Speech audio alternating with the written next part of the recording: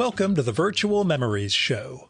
I'm your host, Gil Roth, and we're here to preserve and promote culture in this benighted age, one weekly conversation at a time. You can find and subscribe to this podcast via Apple Podcasts, YouTube, Spotify, and a whole bunch of other venues. Just visit our site, vmspod.com, to find more information, as well as our RSS feed, which you can plug into any podcatcher so you never miss an episode of the Virtual Memories Show. You can also follow me on Blue Sky, Instagram, and YouTube, where I go by VMSPod, and subscribe to my semi-weekly newsletter at buttondown.com/VMSPod. Well, I do not have a guest this week. I've been under a lot of strain, a lot of stress, and trying to get things back up to speed's been a little tough. Plus side, I had my quarterly oncology check-in this morning, and those numbers are fine. Actually, my white blood cell count, which we're worried about the rise of, managed to drop 15% from the last time I was there, which makes no sense, but it's what's written in the blood, you know? Anyway, instead of a guest conversation episode this time, we are doing an Ask Me Anything show. I have repeatedly told people to send in questions through the newsletter, through social media, etc. Got a bunch of them. I will start now. I'm not going to say who the questioners are, but I thank all of you for sending in what you sent in. I haven't done this for a couple of years. I know the monologues, or the intros and all that stuff are kind of this, but this is really, listener questions. So let's get rolling. First one. Aside from Philip Roth, who are your favorite writers and creators that hail from your home state of New Jersey? Well, I don't have a ton who were born in New Jersey. There aren't a lot who really jump out at me. That David Levithan novel from a couple of weeks ago was pretty good. He's a New Jersey-born writer. Allen Ginsberg, born in New Jersey. He's somebody. Fran Lebowitz, whose work I adore and whose interviews I adore, would be great. I looked this up beforehand, and I can't come up with anybody. The joke is, and Fran Lebowitz uses as a joke, Valerie Solanas was from New Jersey. But if you spread this out and go with New Jersey associated writers, even if they weren't born here, then Walt Whitman, of course, Toni Morrison, although I haven't read her in a million years and need to do so. Barry Malzberg, a science fiction writer whose work I've enjoyed over the years and whose memorial service I got to attend a couple of months ago. But not a lot of them jump to mind, sadly. Sorry. Next one. Which novels have you abandoned reading in the last few years? Well, that is a mean question because it implies I'm going to talk shit about writers out there.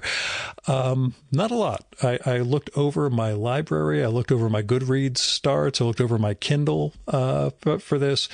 There have been a few that I have bailed on when they were sent to me as like potential guest pitches. Like I started with let me see if this book's my speed. A few times it happened that they weren't, but I'm not going to talk trash about people just because I did not dig their work. Might be me, not them. I have always said life is too short for shitty novels. I have not always said that. I've said that for quite a while. I have talked several people off of Infinite Jest when they were not enjoying it. One of them asked me bluntly, do you ever find out what's on the videotape? I said no, and he was 400 pages in, so he elected at that point to drop the book, and that's, his choice. Next question. I've heard you talk about the comics you read as a kid and as a young adult, and I have a good sense of the comics you read for the podcast, but what comics do you read purely for pleasure these days? What comics currently speak to you the loudest outside of those you read for Virtual Memories? It's weird, and I think this is going to be a recurring theme throughout this episode. I don't read a lot of comics beyond podcast stuff anymore. Don't read a lot of books beyond podcast stuff anymore. There is the what Gil reads at night in bed, reading his Kindle, and there's the reading project first thing in the morning, which I'll get into later as part of my morning routine. But almost everything else is specifically for the show. My time is pretty constrained, and I just don't find myself sitting down to read comics for fun or love much anymore. And I don't go to festivals as often, although I will go to the Small Press Expo this fall. But last year I missed all the major shows and I wasn't exposed to some comics that maybe I would have gotten into. That said, I will always read a new Love and Rockets, always read Summer Pierre's Paper Pencil Life comic. She is a past guest, but I'll read her stuff whenever that comes in. Kyler Roberts is another one, but it's always in relation to an upcoming episode with her. But those are Kyler and Summer are two cartoonists whose work I absolutely adore. One of my listeners in Australia has been sending me his mini comics from 2012, 2013, and they're a hoot. I can't wait. Each time one shows up, it was like living in Hicksville, frankly, that Dylan Horrocks comic from New Zealand. Anyway, it's called Mongrel by Bernard Caleo, Caleo. Those are a joy. Bernard, if you're listening, thank you for sending those along. I also was really grooving on Roger Langridge's diary comics that he was posting on Patreon. He was doing those daily. He stopped this year. But he did recently roll out The Fez, like a 22-page comic that he's pitching, and seeing that in installments on Patreon was also a blast. Oh, and Whitney Matheson's diary comics are also a joy, too. But again, not the same thing as, comics I'd be picking up, like more Pete Bagg or Dan Clowes or people like that. Again, usually those are not for the sake of. Those are tied to doing a podcast. So yeah, Love and Rockets. We'll always fall back on Love and Rockets, okay? Next one. Okay, this is just because you mentioned menswear as a potential topic. I'm always curious about how people make decisions on specific material objects, in this case, items of clothing, in relation to their broader aesthetic tastes. How do you go about deciding on which clothes to purchase/wear? Do you have specific criteria when it comes to menwear? For example, yes or no to certain brands or labels, certain items that are a must and others you'll never go near, aesthetics you pursue and others you scrupulously avoid. Boy, that's an interesting question. Why do I wear what I wear? Why do I buy what I buy? I will tell you first and foremost, while I'm in suits and nice dress shirts and ties occasionally for trade shows and for lobbying visits and for FDA meetings and stuff like that, when I'm at home, as I am now, I will be sitting in a pair of sweatshorts and a black T-shirt. I have a stack of black Calvin Klein slim fit T-shirts that I just cycle through and make sure I start from the bottom each time so that, I'm not overwearing any of them in particular. I have some no logo solid color pullovers that I also wear. That's my home gear pretty much. When it gets colder, it'll be sweatpants instead of shorts, but that is pretty much it. When I am out in the world, that's different. Again, suits for doing the business work. Those I tend to be pretty conservative in what I wear. And I'm not doing, double-breasted. I'm not doing, Tommy Nutter craziness with suits. Let's see. As far as aesthetics go, I'll say I haven't bought much since the beginning of COVID, where at the time I spent a bunch of money to keep a couple of shops open, like my favorite menswear place down in Princeton, Hilton's. I bought some gift cards there just to get them some ready cash. A year or so later, I started buying some things from them, some nice sweaters and other stuff. I was just down in Princeton a couple of weeks ago. I've been down 3 times in the last couple of weeks for business. And just bought a gray single-breasted suit from them, made by Copley. And that'll be my first new suit in like 5 years. I also started having Hilton's get shirts made for me last year.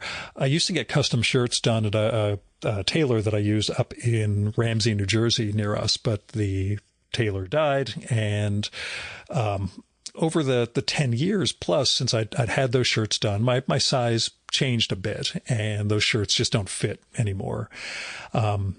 Once I felt like I was kind of in my body, I went to Hilton's just to see about getting shirts made again, and they have been great, albeit much more expensive than they were 10 plus years ago. those are relatively conservative. Light blues, pinks, one gingham number, but the collar is too tall on that one. The guys at Hilton's know my body type. They know when I come in, it's the, hey, Gil, we got something that would look really good on you, which always kills me because they're always right, and I end up spending more money than I'd like to when I'm down there. But, you know, they're an independent store. I'm willing to support that sort of thing. And you know, they do get really good clothes in, and they care about what actually fits on me and what looks good. I'll say also, as far as aesthetics go, for the first year or two after we got back to doing trade shows in person, I wore polo shirts with my suits rather than dress shirts. But now I've got good shirts, so here we are. Again, pre-pandemic, I got a bunch of suits from Paul Stewart, this menswear place with a flagship store in New York. And they also have an offshoot, this dandyish thing called Phineas Cole, and I've bought suits from both Paul Stewart and the offshoot because they look so good on me.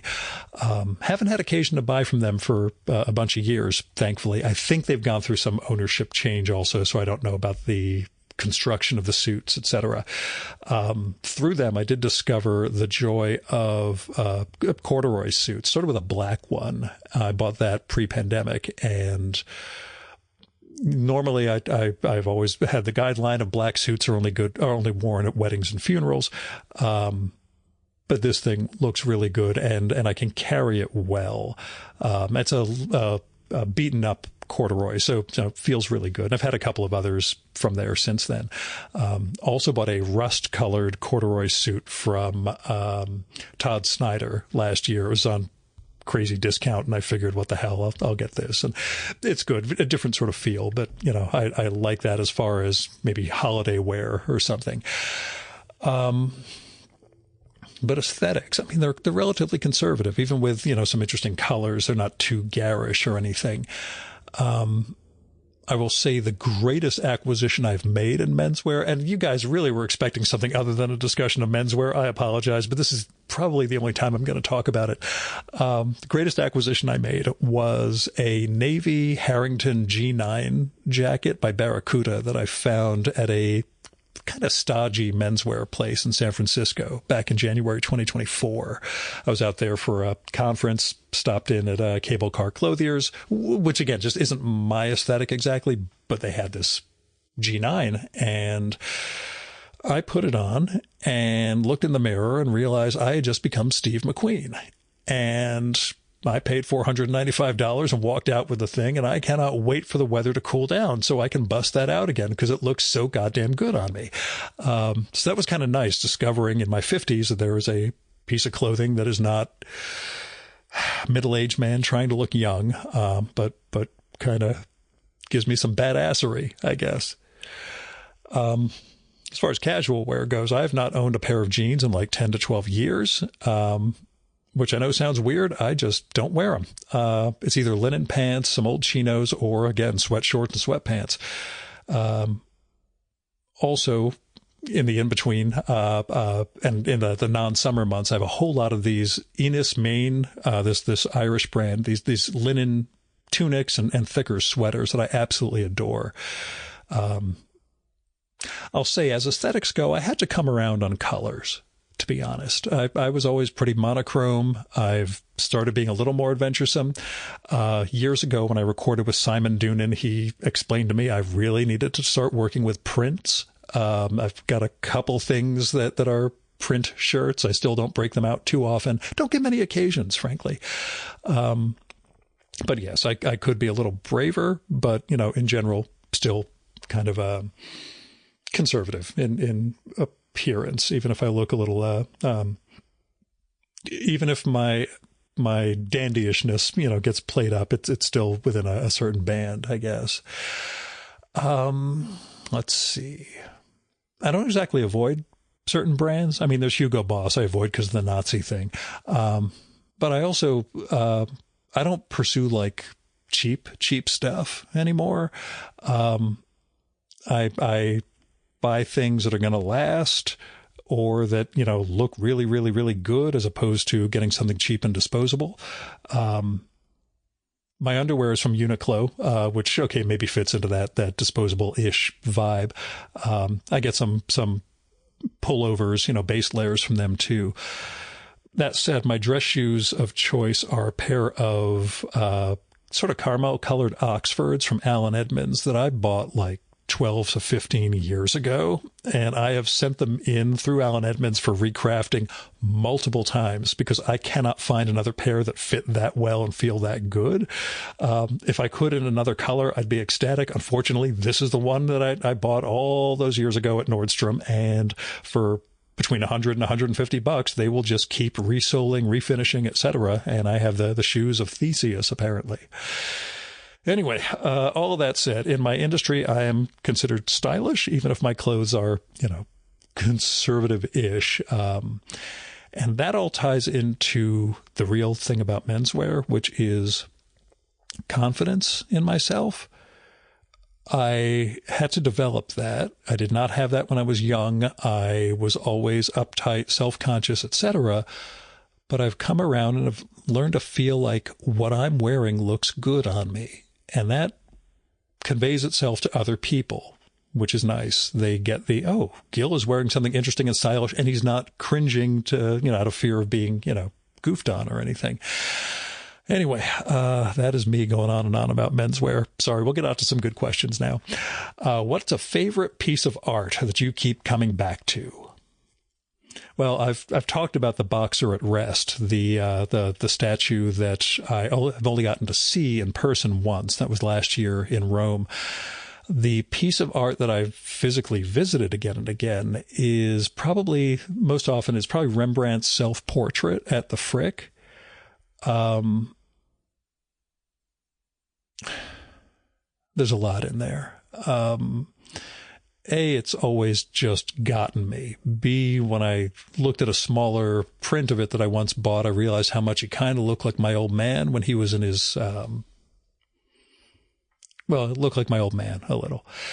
And when I recorded with the great New Yorker art critic Peter Schjeldahl back in 2021, before we started recording, we talked about that one. And he taught me some things about that painting, about how to look at it, about the plane of vision and understanding where the self-portrait's eyes were going, what its hands were doing, and how to really read into all the motion that's conveyed in the still moment of the painting itself. So Rembrandt's self-portrait at the Frick. Now that the Frick is reopened, I need to go back and visit that one again, I guess.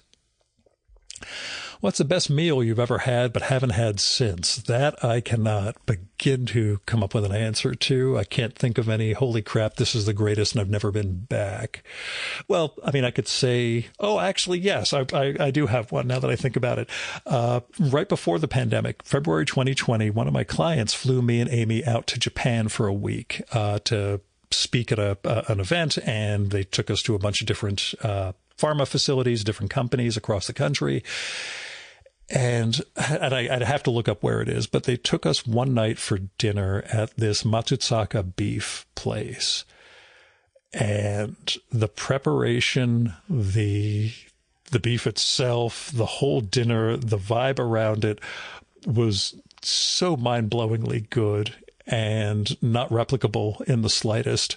That's one that is probably one of the best meals I've ever had that I have not had since and will never have again. Also, pretty much any piece of sushi I had over there was a million times better than anything we'd have here.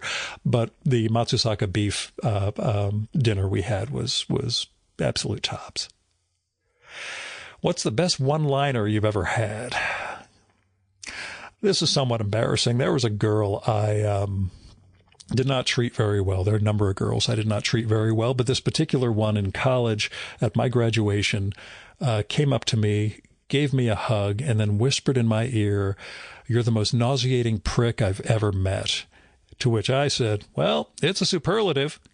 And in telling, I think that's probably the best one-liner in the moment. I've had some other good ones on the podcast too, but I think that one really nailed it. What is a quote that you love?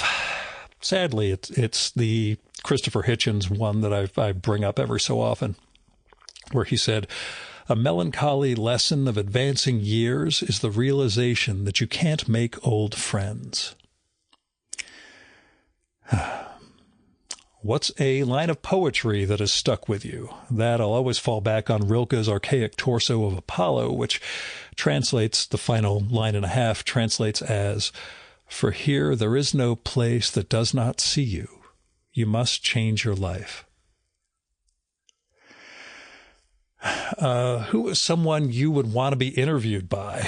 Isaac Chotiner at The New Yorker is always a great choice because he would basically expose to me that every position I hold is a lie to myself and others, and I would just light my computer on fire and walk into the sea. So that's a top one to suspect. Errol Morris, if I was connected to anything Morris was interested in, that would be kind of interesting to see what an interview like that would be like. But I think those are the two major ones as I think about it. What is one picture you've taken that gives you a sense of peace when you look at it? There's this picture right next to me. It's this big blown up print. It's framed. It's sitting on top of the wood burning stove that a guy illegally installed in the house when he was living here.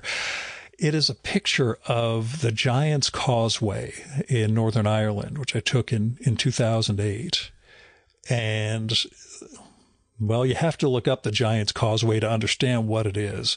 It's this thing. It is these basalt columns that sort of all jumble together like stepping stones, and they lead on, in this picture especially, lead on this path upwards towards the hills in the background. They're right on the water itself, which is behind me where I'm taking the picture. And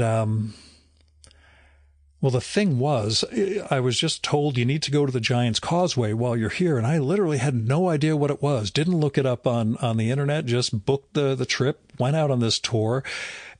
I literally had no idea what I was heading towards, and I discovered this thing, these columns that are also built into the cliffs, not built into, they're emerging from the cliffs, they're sort of embedded within the mineral structure there.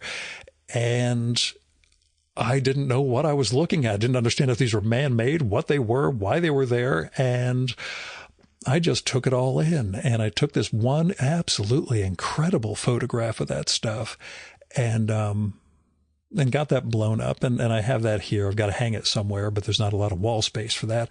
But it was just so utterly alien and not what I was expecting. And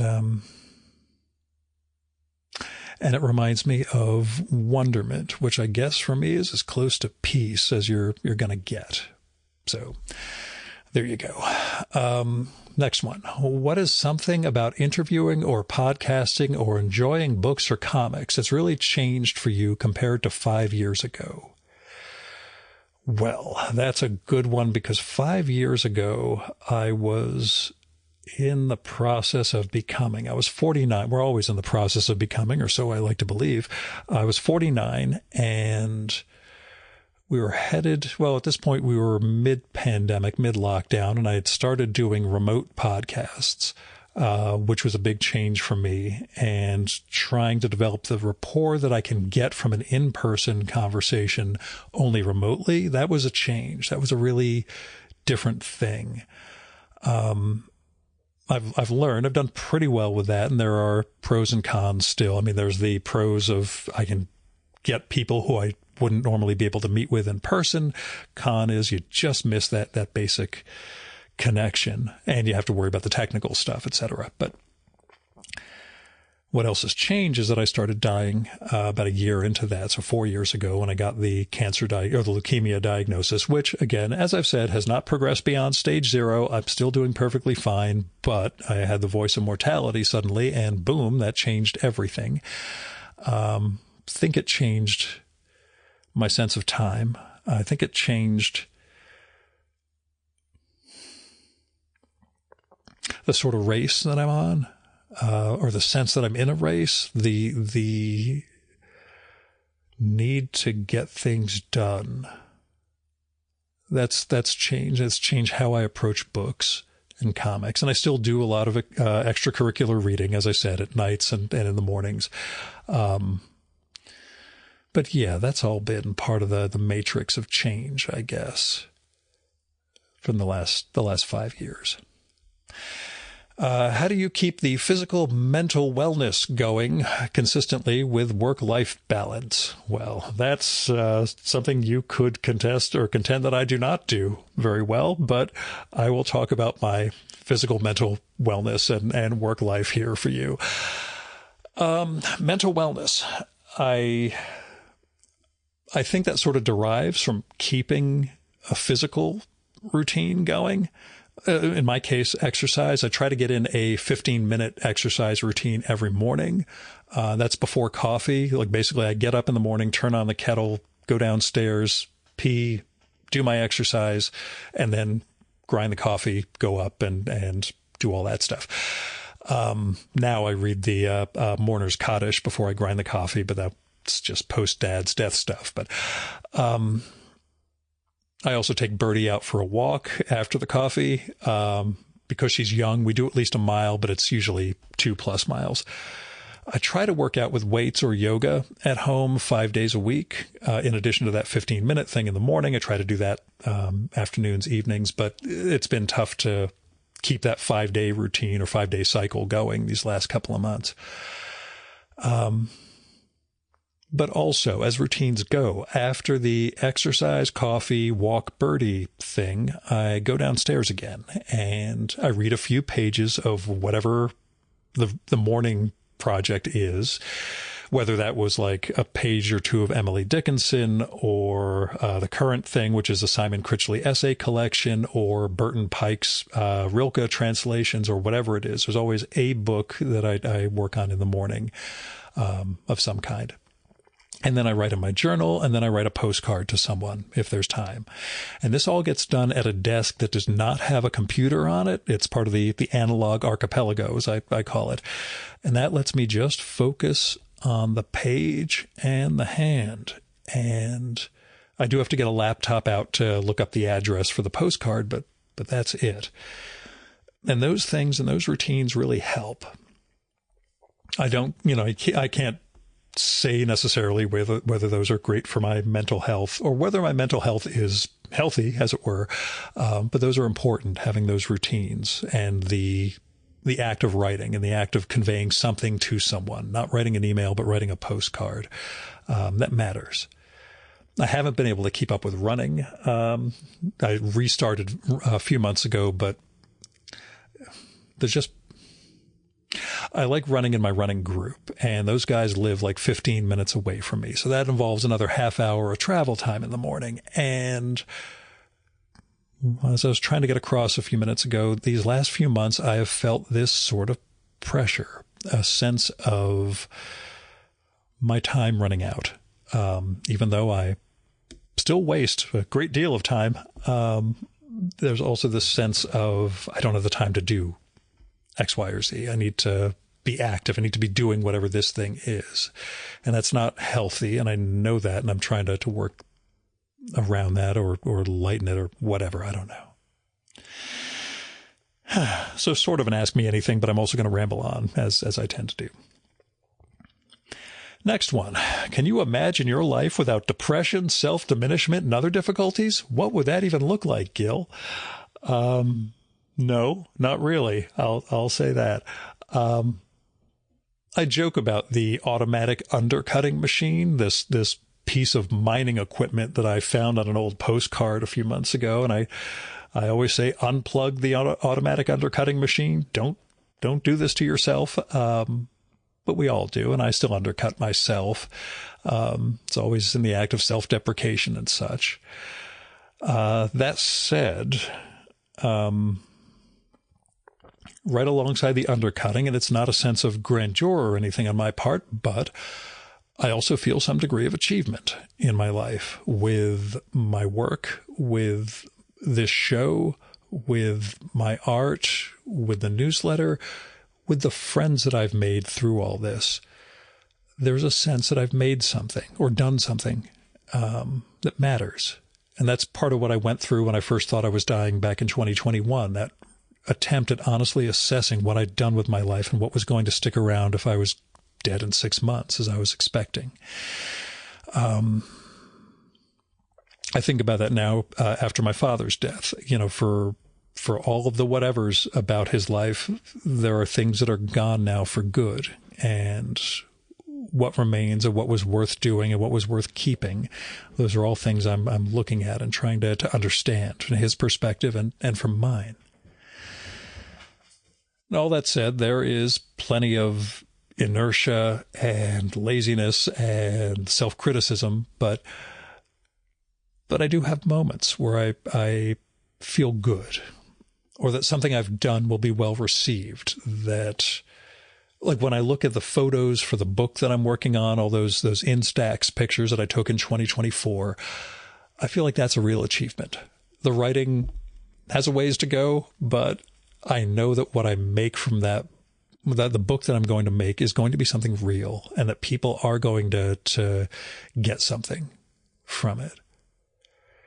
And that it'll be something that only I could have done. And everybody has things that only they can do. And this is what I call the Gill Show in a lot of different ways, that it does matter, regardless of the undercutting and the self-criticism and the self-consciousness and all that stuff, the cutting through that to be honest about the value of something that you do.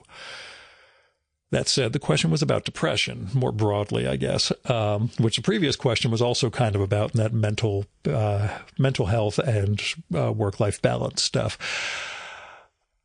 I'm not sure I would say I'm depressed, at least not clinically. So I'm in a down phase right now in the aftermath of not just Dad's death, but the estate stuff, the anxiety of having to make real decisions and all that. That's all wearing on me, as well as a lot of work that needs to be done. I'm under a great deal of strain, so much so that I had almost no anxiety at all about going to the oncologist today because I'm a burned out goddamned wreck.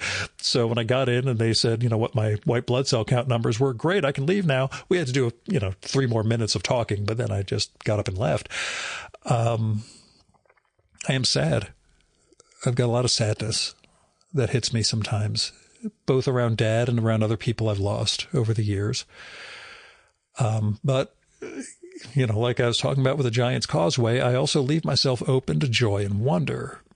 And even when I'm a burned out wreck when I'm traveling for work, and I'm going to be doing a bunch of that this fall, I'm open to discovering stuff.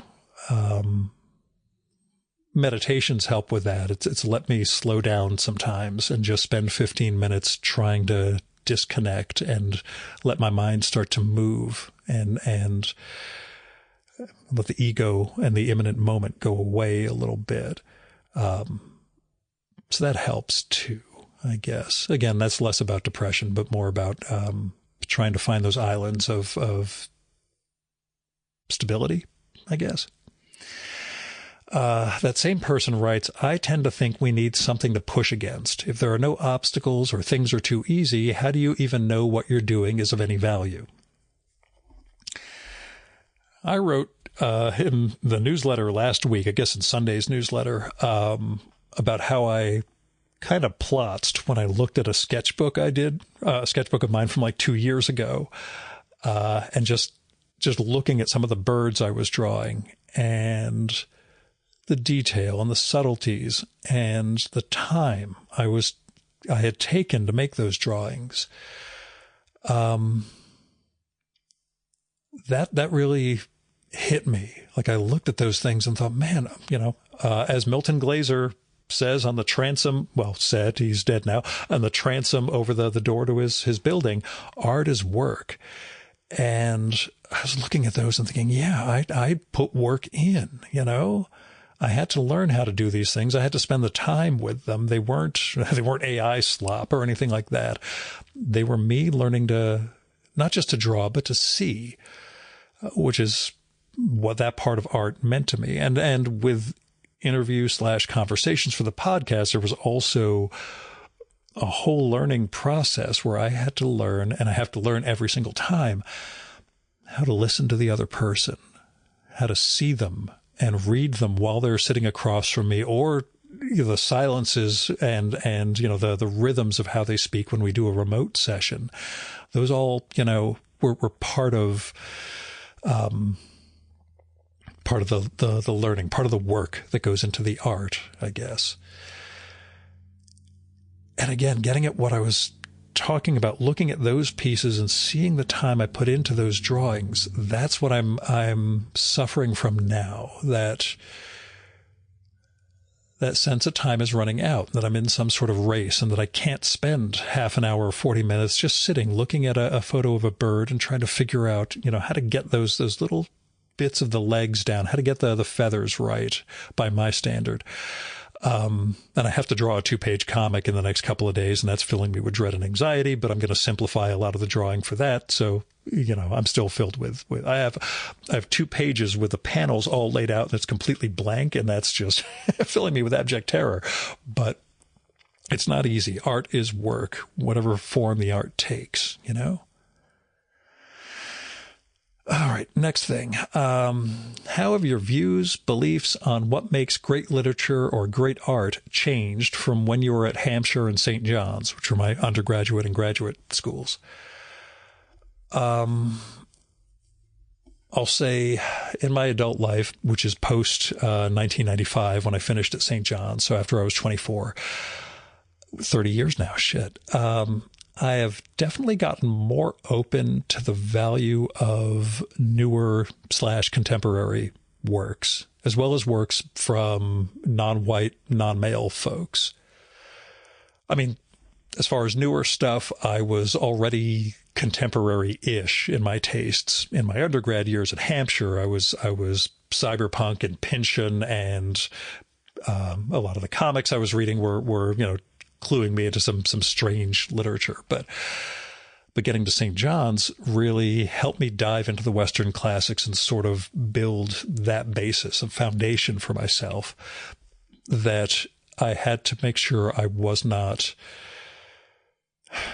reifying, that I was not making that foundation the pedestal, that I could build stuff on top of it, that other works could come afterwards. And there was a lot of standing on the shoulders of giants, but, there is still some newer stuff that's awfully darned good. And the podcast and the exposure of books has really helped with a lot of that stuff. How has your avocation, whether Contract Pharma Magazine or then the Pharma and Biopharma Outsourcing Association, my trade group, contributed to that change in any way? I will say my magazine and trade association work has not directly affected my literary or art appreciation. That said, my day jobs have given me so many opportunities for travel and to see other parts of the world and cultures through trade shows, client visits, all sorts of stuff like that. Those opportunities have opened me up to visit museums I would never get to find out something about the cities or countries that I'm visiting that turn into some sort of cultural offspring that I can start following, or a thread that I can pursue.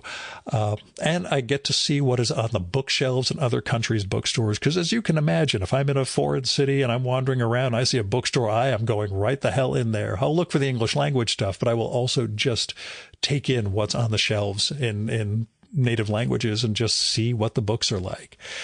So not directly in terms of understanding great art and great literature, but, work has helped me see a lot of different worlds. Next, what is an episode of the Virtual Memory Show that you think people are sleeping on, as in not appreciating enough? I always cite the Ben Modell episode from 2016 as this sneaky great episode. Ben is an accompanist to silent movies. That is, he plays along keyboard or organ to silent films. And when my pal David Leopold suggested him after David and I recorded the first time, well, first, my take when he said, I've got someone you need to record with. My friend Ben plays accompaniment to silent movies. All I could think was, how do you know me that well that you can say, That's the guy Gil needs to sit down with. But he did. I was very happy that I got to record with Ben. I had no idea someone could do that for a living, but whatever. The thing about that episode is what we get at through what seems on the surface like maybe a dry conversation about playing along the silent movies and understanding the history of cinema from from the beginning days and all this. What we're really talking about under all that is what technology does to storytelling, how audiences and art interact, and the temporality or the temporariness of reputation, the fleetingness of reputation. I'll put it that way. Like in that case, he was talking about Marcel Perez, who at the time, which had been like the teens or maybe the 20s, was the second most famous comic actor in the world behind Fatty Arbuckle. For better or worse, people remember Fatty, Scandal, etc., but whatever. No one remembers Marcel. I didn't know who Marcel was. But that guy was the second biggest comic actor in the world. And a century later, reputations are fleeting. When it comes to that second part about art, audience and art, Ben does not always work from a score when he's playing along with these movies. And sometimes what he's doing is reacting to the movie and to how the audience is seeing it. He's gauging their reactions, and that's sort of guiding what he ends up playing to accompany certain. So he knows what's coming in the movie, but he also tailors it to sort of how the audience is responding to the movie. And that is a broader lesson that can be played out when it comes to understanding art and audiences and how we adapt and how we change and what we're giving them and what we're trying to get the audience to reach for, not just how to satisfy them. And then technology and storytelling. I mean, you start with film and how that changes its closest analog in theater, and then how that evolves once sound comes in and all this. And so much is going on in that conversation. And I really feel like that is kind of the keystone to my whole mission with this podcast. It's a conversation I had no idea was going to head in those directions. I was coming in thinking, boy, how do you make a living making making music along the silent movies? And we just went from there. And that's part of the joy of doing the show when things like that happen. Also, are there great interviews in your catalog that deserve more downloads or listens or appreciation? That's a tough one. Like, again, the Ben one, I wish everybody listened to. Every time I do one, I think people will love this podcast. And, well, back when I actually checked the numbers on these things, I would almost always be disappointed, especially when it was one that I thought was like a can't miss. As far as checking the numbers go, I've talked about this before. After getting leukemia, I decided the only numbers that matter in my life are white blood cell counts, and so I just stopped looking at downloads. Very recently I did, but I take that as a sign of my anxiety and paralysis around everything else. But yeah, there are shows that I really think, well, the way I kind of describe it to people, and it's not to single anyone out, but I'll just say it. There was an episode I did with Moby, the musician that I assumed was going to just blow up. It did not. There was an episode I did with David M. Carr, a professor of biblical theology professor at Union Seminary of Theology, who did a book on biblical catastrophism, which I figured would appeal to me and nobody else. And that one blew through the goddamned roof. So I have no ability to tell what's actually going to appeal to a listener or not. So I just go out and try and do the best shows I can. And I really wish more of you would tell more people, go listen to these episodes, go listen to this guy's show, or this particular one's really good. Not the Ask Me Anything episodes, because as you can tell, those are complete drear. All right. From what I gather from the newsletter, this person writes, you're an inveterate journaler. I also love cultivating a good habit, but I've struggled to make a daily journal part of my routine. What advice would you give someone looking to do it? And perhaps relatedly, what do you get out of it? Like I was saying earlier, routines are great to have. For me, they're kind of natural to build. So my advice is try to make it a regular function. I used to think I would do this like last thing before bed, but that's too squishy. Sometimes you're up late. Other times, oh gosh, I'm really zonked out. Got to go to bed. So what I do, like I said, morning, when I had the greyhounds, they would always wait and not need to go out right away. Birdie, on the other hand, needs to go out the moment I'm up, which we put off for a little while. So I take her for a walk now and then do the journal. But really, it's, if I had my druthers, it would be after coffee, go back downstairs, do a little reading, do the journal, do the postcard. Just try to do the journal every single morning. Other people have different routines. Roland Allen, who had that great book about the history of the notebook and what the notebook means in terms of world history, consciousness, and all that stuff, go read it. Inveterate journaler, but doesn't journal daily. Does it, I think, every 3 or 4 days, but he does very detailed and involved ones. And some mornings I don't have time and miss them. And my whole thing is, if I put my contact lenses in, I can't see the paper well enough. So I don't journal after I put them in. I might have to do it later in the day after I've taken them back out. I also don't beat myself up if I skip a day. And that's one of the big things about some of these habits. If you skip or you miss and then you beat yourself up, it becomes a whole thing where you start discouraging yourself from there. So what I would say is keep some flexibility. Don't be too harsh on yourself if you miss a day or two. And don't try to write 3 pages when you're used to doing only 1 if you happen to miss 2 days. As for what I get out of it, I have no idea. Most of the entries are really Gil-centric. Sometimes it's mundane stuff, and other times I start exploring some threads or really reflect on something that happened in my life, which I did this morning. It's good to occasionally look back at them, even if it's just to corroborate a date or something. But there's also just something therapeutic in just getting pen to paper every morning. That analog act is meaningful in and of itself. So I'd advise just find a nice type of notebook and a pen that you like. For me, I found very specific tools and implements, but that's part of the obsessive compulsive thing. But yeah, just give it a start. If you can figure out a time every day, doesn't have to be exactly to the minute, but just a daily time to I'm going to sit down and do this. Same thing I do with meditation, which I don't do every day.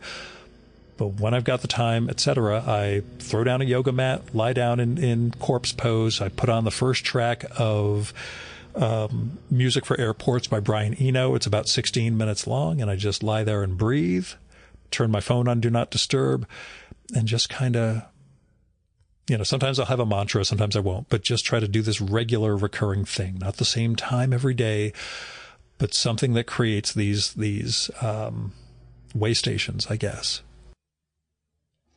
Next, what is your favorite sci-fi movie/TV series? Okay, Star Wars or Star Trek, they ask. Star Trek, but only the original series. I watched some of the Next Generation, or New Generation, I guess, but it was okay. Like Picard, but whatever. Never kept up after that with all the other series and spin-offs and such. With Star Wars, even as a kid, and I was 6 years old when the first one came out, as I wrote in a newsletter, one of the great moments in my life that my father achieved was getting us to cut in line at Star Wars back on Route 4 at the RKO Plex. He knew somebody who was about 15, 20 people back and got us in when the line was snaking all the way around the building. Anyway, there were diminishing returns. By the time Return of the Jedi came around, we were all kind of like, yeah, Ewoks, whatever. So we could already see that it was kind of losing steam. I only saw the first of the prequels, The Phantom Menace, which was, I felt, just terrible. Never saw the second and third ones. And when the sequels started, I saw the first one of those, and that just really looked like, how do we do fan service and do everything that gave you that Star Wars feeling? That just made my teeth hurt. So, yeah, never watched any of those, never watched any of this TV series. That's just me and where I am. Enjoyed the first season of Murderbot on Apple TV. It's nice. It wasn't, well, it felt derivative of Resident Alien in some ways, but, the lead actor, the Skarsgård, is a better looking man than Alan Tudyk. So that was, nice in its way, and good design, in terms of the sets, costuming, etc. in Murderbot. But anyway, Star Wars versus Star Trek. I'll go with the first series of Star Trek. I'll also go with Galaxy Quest as the second greatest Star Trek movie that has ever been made, Wrath of Khan being number one. But anyway, that's a separate thing. Why do you think so many people like to read crime and detective fiction based on your many author interviews? I guess there's a sense of the world to be had in mystery novels, that there's something that happened and motives and method and everything else can be puzzled out. A meaning can be found to everything that happens, and everything that's in there is deliberately a clue or a red herring. So there's I guess the sense of a structured world probably appeals to people, not in a overt way, but that's what it does. It gives you a world where everything is meaningful and connected in some way, shape, or form. Crime fiction, if you move away from the mystery and detective side of things, there might be the sense of titillation around some of the more gruesome aspects of crime, or that vicarious thing about living outside the law and about getting away with it. What it means to pull off the big crime heist, blah, blah, blah. That said, as a guy who is currently cleaning up the messes of his late father's quasi-legal life, I can tell you that you might get away with it. Someone is always left holding the bag. And I guess in my whole world, I'm always interested in that other guy, that person who's left there to figure out what the fuck happened, or has to take care of things, or, well, the Zeppo, as it's called in Buffy the Vampire Slayer, the episode where Xander has to, basically this giant plot happens around him, but everybody else, all the main characters, are having these gigantic world-shattering things going on, so he keeps walking into their scenes that never actually culminate in a story, and has to go off and figure out a solution himself. The other tangential thing that I've always been interested in seeing is in the TV show Deadwood, which was about this founding of a town during the gold rush out west. There were the Chinese laborers who were there, and Mr. Wong, I think, was the character who was sort of the liaison between them and the Anglos, I suppose. And I had always wanted to see an episode from Wong's perspective, with the idea that the Chinese laborers and their whole world, for the sake of the show, for that episode, they would speak in perfect English, and all the Anglos would essentially sound the way we stereotypically make Chinese sound to Americans, or to English speakers, to show this entire opposite world that he's managing and living through, and all the lives that are going on there that the Anglos never see because the Chinese are other. Anyway, that's just me and a weird tangential TV/narrative thing of mine. That kind of gets away from this guy's question, but whatever. This person also asks, with the recent cessation of book reviews and a rise in generative AI, what does the future of literature and literary criticism look like, if there is one? I'll say the whole literary enterprise seems pretty screwed at present, and I'm sure every age says that. Everybody has the death of the novel and the death of the author and blah, blah, blah. But I mean, newspapers and magazines are cutting their critics out in favor of like entertainment and celebrity writing, and it's just a bad move. There's a whole knock on critics as gatekeepers, the same way publishers are gatekeepers, or ones who figure out quality and not quality, and what to let in and what not to let in, or out, I guess. But to me, the sense that there are critical standards is important. And they change over time, for sure. But they also help us get at what things are lasting, and how those critical standards change is also important in terms of understanding the times, understanding aesthetics, understanding ourselves, which I guess is antithetical to this era where everything is meant to, flip by in the length of a TikTok video.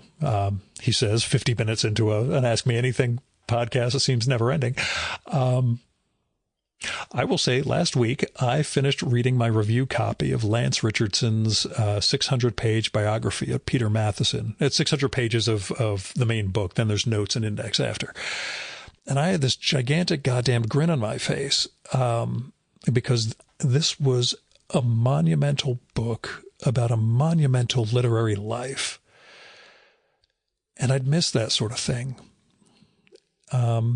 It's a book that's maybe meant to catch a bygone era and pull us back to look at that and what it meant to write books that would last, like The Snow Leopard, but also books that make a difference, like a lot of the nature writing he did and the ecological, environmental stuff that Matheson did, and how that helped shape public opinion, helped shape public policy. It was... Lance and I recorded, the book comes out in 2 months. Lance and I recorded, and I did not ask him at the time, when we talk about biography and huge literary figures like this, whether there's anyone today, and I don't mean, older, like Thomas Pynchon, age people, but, people 40s, 50s, etc., who we could imagine having biographies of this scope in future. I mean, I'll be honest, nobody is talking about Jonathan Franzen's going to have a 600-page biography when he's gone. I just don't think that will happen. I'll just put it in those terms. But yeah, that sense of literature and literary world mattering really, maybe it's because I'm on the outside. I'm some schlub from New Jersey. I'm a pharmaceutical lobbyist who just does this podcast stuff to stay connected, to try to do something for the arts. Maybe that's part of why I don't see it living quite the same way it once did. But I don't know. I mean, I'm not knocking art as entertainment, but I am knocking art only as entertainment, because I think having standards and being able to say that a work of art is great and bears rereading, rewatching, re-returning to, whatever. I don't know. I'm probably extrapolating from my own thing and sounding like some arch conservative or something, but it really feels like a lot of that slips away when we fire critics and when articles get written by LLMs that are just trying to match word patterns in non-confusing ways. All you're getting is, content as opposed to criticism, as opposed to art, as opposed to good writing,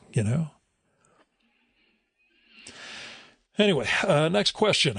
As a change of pace, someone says, when I was doing a little internet research, I came across Scott Edelman's blog and a 2013 post about his appearance on Virtual Memories. One thing that stands out to me from that image in the post from a ReaderCon themed episode, you've always had great hair. My luck with hair, the lack of it, I blame my long-departed mom's genes, and because my long-departed dad did his best, has generally been bad. My mop is a cross between Bernie Sanders and Sherrod Brown, and on most days I'd rather have Sherrod's hair. So I ask you, Gil, what kind of hair products do you use? I did say ask me anything. So with COVID, I stopped cutting my hair. At the time, I joked that there were things I was willing to risk my life over. Getting a haircut was not one of them. And then that just kind of turned into a whole thing. So it's been 5.5 years since I've had a haircut. That said, I am balding on top, but you don't realize it because the hair is so long that unless I tip my head forward with a certain angle, you're not really going to see how thin it's getting. So I've got this long ass curly hair now. I did not know how to take care of it. My very curly haired neighbor recommended what I use, which I purchase on Amazon, but I'm sure you can find elsewhere. Pure Nature Luxe Spa Moroccan Argan Oil Shampoo and Conditioner. That is the Gil Roth hair product of choice. Now, I also put stuff in my hair when I am going out for either doing a recording or, meeting people, or especially if I'm going to do work-related stuff and I need to have the hair really slicked back and look like a 1980s German art dealer. In that case, I'll slick it and tie it back. I use Dove Men Plus Care molding paste. I have it right in front of me. Medium hold, low shine. It's a little hair product thing. So I put that in and brush the hair back, tie it really tight, and look like I want to be Pat Riley. So that's the hair stuff. Next question. Person writes, I worked in and around trade associations for about 15 years, ending in 2003, particularly in the trade magazine realm, like you. What made you want to create a pharma-based trade association, something that sounds so very different from the person you are on your podcast? There's a whole story. So I finished grad school 1995, could not find a job in publishing in New York. I could, but they were paying $16,000 a year. And so I had to find something that paid better. And I found trade magazines in New Jersey, business to business magazines. So not the sort of thing you'd find on a newsstand. I started in that world. I had a succession of magazines. I started as an associate editor, worked my way up to managing editor. And then in 1999, I was handed the business plan to this magazine called Contract Pharma, for companies, well, it's about companies that manufacture and develop pharmaceutical products for drug companies. So the advertisers were the guys who provide those services, as well as equipment providers to those guys.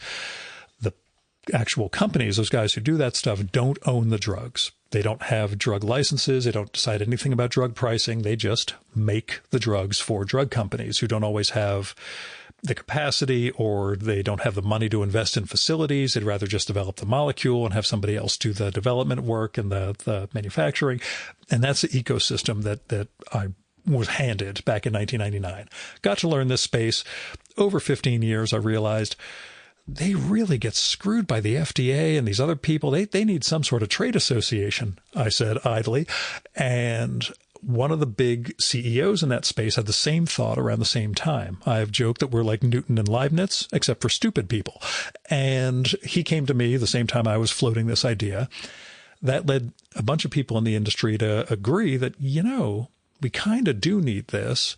We need someone we all trust. We need someone who isn't working at any one of our companies, because that would imply they're going to favor that company. And, Gil's out there. So I pitched it. We built up the idea. I still thought it was going to be something I handed off to people in Washington once we got it up and running, and I would just stay with the magazine. There were some bad workplace environment stuff, things that happened at the end of 2013. So beginning of 14, I quit. I launched the association with the goal of getting a bunch of, we call them contract development and manufacturing organizations, or CDMOs, with the goal of getting them together to convince FDA that we had a right as stakeholders to be in this big pharmaceutical industry negotiation with FDA that was coming up. It's this 5-year period, 5-year user fee period, and 2015 was when the next one happened. The current one is going to start this fall. And FDA bought it. They believed we had a set of interests that were different than the drug owners themselves. They brought us into the negotiation. We had this big knockdown, drag out fight. And from there, I built the association further. Once we got this great win in the negotiation, more companies joined. We found more areas of interest, other things we could be doing. And now I'm on this goddamn treadmill of making sure I'm representing the industry, working to make sure it's an industry that has a lot of private equity ownership, which means the owners try to sell. They need to sell every 5 to 7 years, although I've heard that time frame's gotten shorter. So there's a lot of merger and acquisition activity. So sometimes a company that's a member of mine ends up getting acquired, and I've got to go find new companies to join. I got to go to trade shows to, kind of schmooze with people and do all the things I do that are all done despite the fact that I have no training, expertise, or accreditation in any of this. I have no pharmaceutical training, no regulatory, government affairs, scientific, or any other background. But I learn well, I present well, I schmooze with lots of people, and I actually care about the industry that I'm in. And that goes a long, long way. The people believe I will represent them, that I'm not going to screw them over. The people we negotiate with, or when we talk to people in Congress, they realize that they don't understand this industry, and that Gil is explaining it in very, straightforward terms. And he's just trying to make sure nothing bad happens, or that something we're advocating for does not turn out to be damaging to my sector and to pharma development overall. So it's kind of a long story, but that's what I do. I started that before doing the podcast, which began in 2012. 2014, when I did launch the association, I had just started doing the show weekly, which was really the wrongest time to do that because I was also figuring out how to get this thing off the ground, file for nonprofit status, recruit companies, and all the while I'm chasing down weekly shows. I've never stopped from that, and I'm insane. All of that said, both sides feed the other. There are many aspects of doing the podcast that benefit what I do by day. The listening, the speaking well, really learning how to be more concise, which I'm still in progress with. But a lot of that stuff from the show has helped me talk to congressional staff, FDA people, now White House people, etc. On the flip side, I'll say understanding that particular industry, understanding healthcare, understanding public policy and other things as they relate to that helps me better understand the world as it is in a way that sometimes my arts side guests and friends, I can help give them a bigger picture of what things mean, and I can help better contextualize some of what they're talking about. And sometimes with the nonfiction writers especially, there's some overlap with my world, and it's rewarding in that way. I'll say the all-time greatest and most messed up moment that happened, I think I wrote about it in a newsletter. I had a call with, I think the Department of Commerce or Department of Defense sometime about a year plus ago. And the group call finishes up, and one of the participants emails me at my work account to say, I should have said something during the podcast, during the conversation. I apologize, I didn't. I'm a huge fan of your podcast. I've been listening for years. Now, that's weird. Sometimes when work people discover the podcast, it's interesting to me. Pharma guys learn that Gil has this other life, and that's cool. In this case, a government staffer told me he got into it. I asked him, how did that start? He's like, well, this is going to sound weird. I was pulled into the call, so I didn't see who it was going to be with. But the moment I heard your voice, I realized, oh, my God, that's Gil Roth on the Virtual Memories show. And it was just too freaky, and I couldn't say that on the call. But his girlfriend at the time, I think, connected him to my Harold Bloom episode in 2016, and he'd been listening ever since. So that was the strangest intersection of my work and pod life as those things go. The fact that he recognized my voice in the middle of a business call about a survey of active pharmaceutical ingredient supply chain transparency. There are weird connections we make in life, and it's good for me that I put myself out there enough, I guess. Follow-up question this person asks, which is the one I've been worried about. Are you concerned that the stalling American economy and the political scene in D.C. will affect your small trade organization and the pharmaceutical industry generally, for better or otherwise? Are things easier or harder? Do tariffs make the commerce of pharma harder? I got a similar question from another listener right after that, so I'll wedge that in here. So far, the questions have all just been chronologically from when I got them. This person writes, as a blue dot in a very red state, I'm interested to know how your experience in D.C. has changed since January. Are you optimistic about your day job?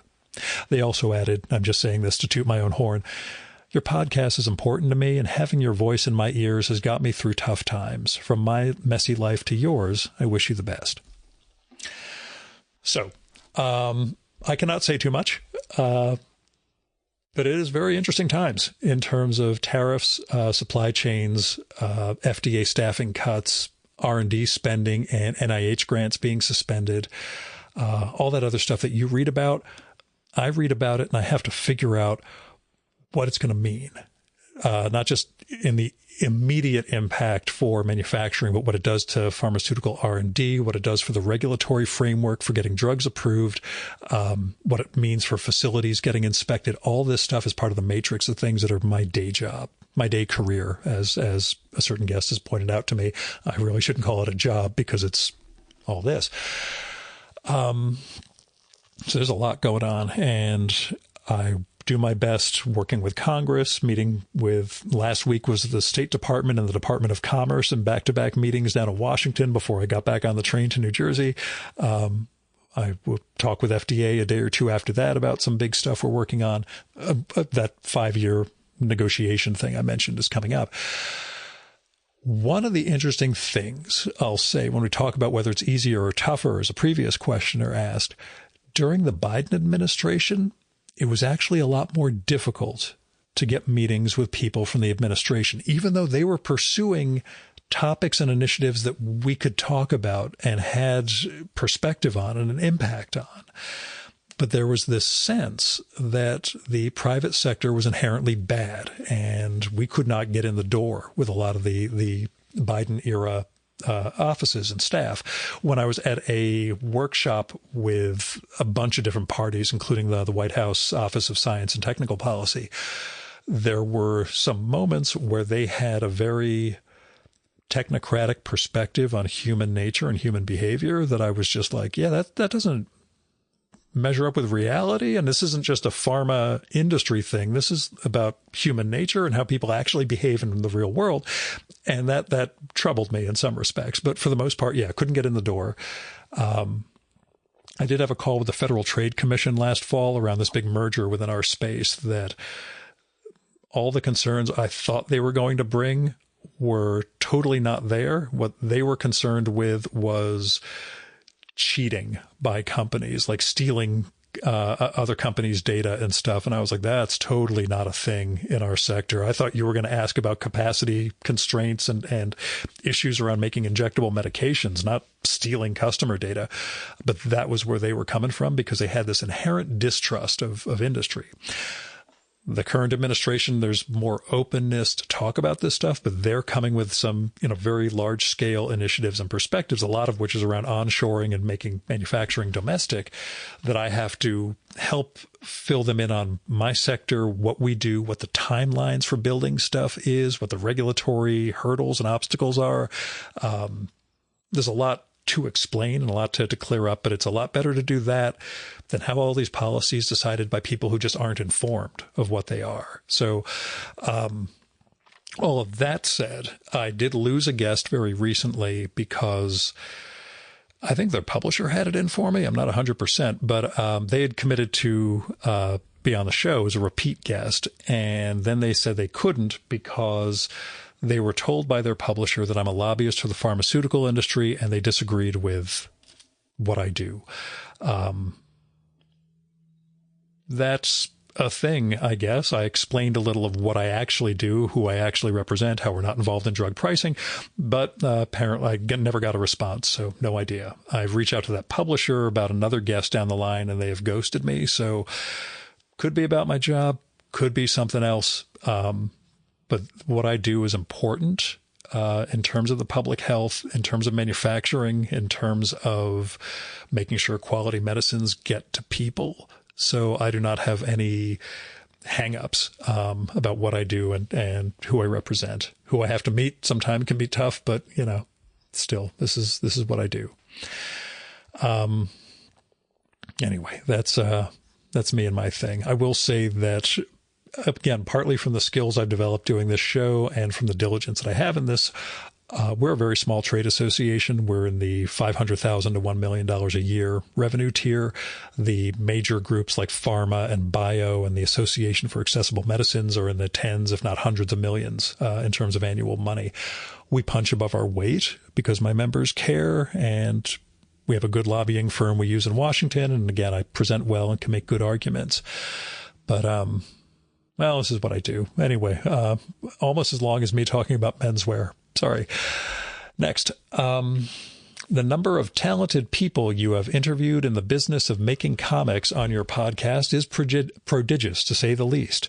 These creators have a lot to say about how they make stories they commit to paper, but I notice you never really interview professionals in the comics mainstream, which feels like a conscious decision on your part. Would you ever consider interviewing those swimming in the mainstream? So the difference here is, for those of you who are not comics type folks, the mainstream is, the superhero world. And I tend to interview people on the arts side of things, guys who aren't doing this as their steady make a living world, but are, making, it's like indie cinema versus, big studio stuff. Not every movie is, a gigantic Hollywood blockbuster. There are also these arts films. That's the world I do. Just transpose that to the comics side of my podcast. So If I could find an interesting angle, if the person had an interesting life, sure, I would sit down with somebody who solely makes comics in the mainstream DC, Marvel, and a couple of the other big superhero houses range. But like someone whose lifelong dream has been drawing Batman is just not necessarily someone I want to have an hour of conversation with. I just, I gotta pick my time and at least not have that conversation about Batman,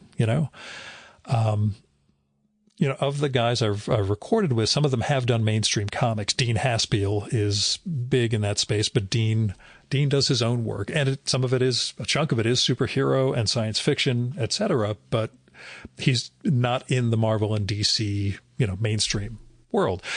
I think Howard Chaykin is maybe the closest I've come to that mainstream thing, but Howard will tell you he is too arty for mainstream and too mainstream for art.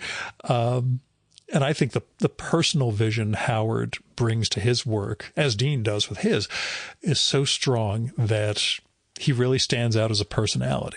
And that's why it's a goddamn delight to sit down with Howard, even when we go 2.5, 3 hours and he talks about musicals that I've never seen. It's always a joy because he's got a wealth of experience and knowledge about a lot of different fields, not just about how to draw Batman. I'll say that. That said, there are some guys, long-time guys in the mainstream I'd love to sit down with, like Walt Simonson, who lives like 20 minutes away from me. There are probably some other lifers whose work is more than just like the fanboy mainstream set, who I could have a good conversation with. But, it's a matter of making the time and sitting down and not having to do 10,000 hours of reading to get there. Next, from the same person, I'd love to hear you talk to Alan Moore, Frank Miller, and Neil Gaiman. Also, the Joe Kubert comics tree of artists would be so cool and interesting too. Oh, I should say with the mainstream guys, and this is one who, again, borders not quite on mainstream, Steve Lieber out in Portland, Oregon. I'd love to sit down with. I just don't want to do a remote. I'd love to sit with Steve in person sometime. Love his comics. He'll do mainstream-ish superhero books, but also like kind of non-superhero heist comics and things like that. The art he did on the Jimmy Olsen comic is absolutely hysterical. Enjoy the hell out of that one. Anyway, Moore, Miller, Gaiman, and the Kubert guys. Kubert guys, I don't know exactly. I think Steve went to the Kubert school, but I don't know the whole tree of guys there. I should have looked that up. Moore. Alan Moore, I would love to record with. I would fly out to England solely to record with him and then come back. I was willing to do that in the middle of COVID. He and John le Carré were the only two people I was willing to get on a plane to sit down and record with in the middle of all that, fly home. Moore turned me down. Eddie Campbell reached out to him on my behalf, just said he wasn't into it, wasn't going to do it. Gaiman's kind of off limits based on the whole situation with him. I don't think that's going to happen, nor should it. Frank Miller, I would love to record with. I should try to push that at some point. Frank Miller's comics meant a lot to me when I was young. I was reading his Daredevil comics when I was 9, 10, 11 years old, which is probably too young given the graphic, violent nature of it all, but it turned out the way it turned out. My Frank Miller story, which I'll share here because what the hell. 2003, or maybe beginning of 2004, I was at a birthday party at a home in Tribeca, New York City. Mia Wolf was hosting it. She was on the show early this year. And it was for Samuel Delaney's partner, Dennis Ricketts. And a bunch of people there. Mia's got this wonderful apartment, introduced me to a couple of folks, but you generally schmooze on your own. And she had some of her comics pages she was working on a drawing table, and she was showing a couple of people. And we needed to do a beer run, had to go out, pick up some beer. So I left with a couple of people, including Frank. And I didn't know. He's just Frank. And we went walking. It's January, cold as shit, really bad January. And people are mentioning that. Frank says, I'm from Vermont, so I'm used to the cold. No big deal. Okay, whatever. Get the beer, get back. He and I shoot the breeze for a couple of minutes, at which point he mentions his wife, Lynn. And I say to him, so by Lynn, you mean Lynn Varley, right? And he says, yes. And I said, so that would make you Frank Miller, not just Frank. And he's like, yeah, I'm Frank Miller. At that point, he realized I didn't know that I was talking to Frank Miller this whole time. I played it cool and said, as I said earlier, your comics meant a lot to me over the years. And we shot the breeze for a while. I didn't fanboy or anything. A friend of mine who was very angry he did not go to the party because of that admits he would have just walked behind Frank the whole time, bowing and saying we're not worthy, etc. Anyway, that was my Frank Miller experience back in, over 20 years ago. When I interviewed Laniers a couple of years back at Society of Illustrators, publisher he was there with is friends with Frank, and we talked about connecting us, but I never followed up. So I need to do that. Next one. Are there creators who have gone to the great beyond, like Will Eisner, Joe Kubert, Alex Toth, Ramona Frodon, Jack Kirby, etc., who you wish you could have interviewed, or do you not think about that much? He also adds, I met Jack Kirby and his wife Roz in Dallas in 1986, and they were beautiful, kind people. They made me feel as though my thank yous to contributing the best to my kid life, they heard ad nauseum a billion times, was special and unique to me. They were a total 180 from Stan Lee and the interviews he had done in the media. So, of the cohort he mentions, I will say only Ramona Frodon, because she was around when I started making the show, and her name was on my list of, I should probably get to her before she's gone, and now she's gone. But people who died before I started this, I don't really think about that. It's just not I wish I had started doing a podcast 5 years earlier so I could have gotten blah, blah, blah. That said, I did make a list a while back, and it's going to be in the next issue of Haiku for Business Travelers, my zine, I think, of 10 people I wish I'd recorded with before they died and who had died after I started making the show. So people who do fit in that, they died after 2012 when I started all this. The only cartoonists on that list were Richard Thompson, the cul-de-sac cartoonist, and Richard Sala, who turned me down. Richard Thompson had ALS, and by the time we were going to get together, he was already shot. And the upside of all that is to make up for his not being able to record with me, he connected me with his friend Matt Worker. Matt had just won the Pulitzer Prize for editorial cartooning, and this was somehow a consolation prize for me to sit down with him. But the second time I recorded with Matt, he turned me on to a book that changed my life, The Peregrine by J.A. Baker. And so that's how the great chain of Gill works. The apologetic nature of a man with ALS turns into a connection with somebody who opens me up to another aspect of the natural world that just completely blew my mind. So stay open to the world is what I'm saying, and be kind to other people. And if you can't do something, try and find someone who can fill in for you. Richard Sala was a great, great cartoonist. He turned me down in one of the longest Facebook messages I've ever received. This massive apology for how uptight he is about meeting people and having conversations about his work.